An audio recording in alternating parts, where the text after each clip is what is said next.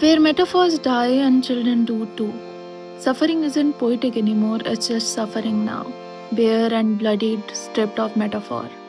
I used to hold up the bruises of my soul to the light and let the shadow they cast turn into verse. I could write about heartbreak like it was a season, write about loneliness like it was a room with a window where the ache in my chest would bloom into metaphors. The silence of abandonment would spill into verses and I would call it art. But now, I sit in front of the mirror and all I see is a body decaying around a spirit too tired to haunt anything anymore.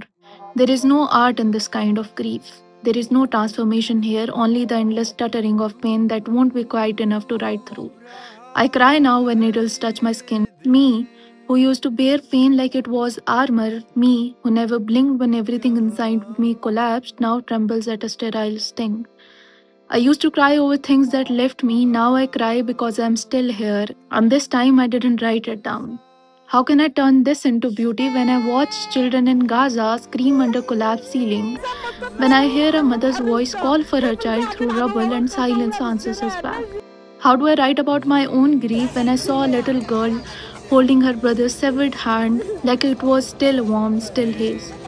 I can't write about my decade of pain, about being bedridden when there are children who never had a decade to live, who died with dust in their throats and no lullabies to soften their leaving.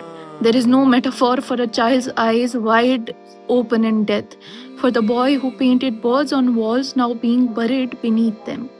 I once thought the worst thing was being in constant pain for 10 years, breathing in the same ceiling day after day until I saw a child in Gaza pull at her mother's cold fingers, calling her name with a voice already learning the silence of death. I can't write anymore because every time I try, I see a boy whose spine was turned into powder under debris.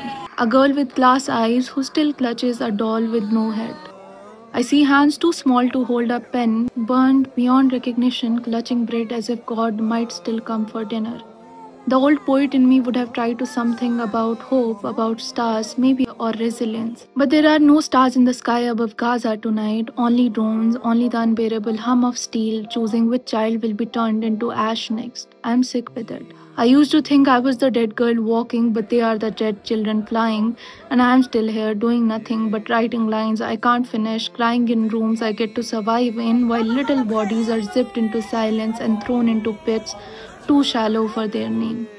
I used to bleed on the page, now I feel like a coward clutching a pen I might never lift again because no stanza, no verse, no rhyme can resurrect what the world has chosen to bury. What is poetry next to that? What is a pen next to a bond?